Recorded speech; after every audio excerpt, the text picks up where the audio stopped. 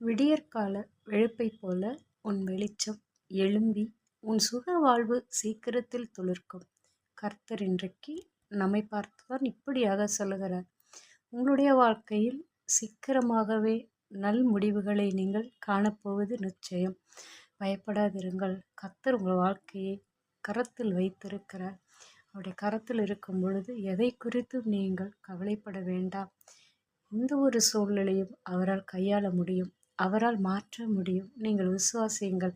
நீங்கள் சோர்ந்து போகாமல் அவரை நோக்கி பாருங்கள்.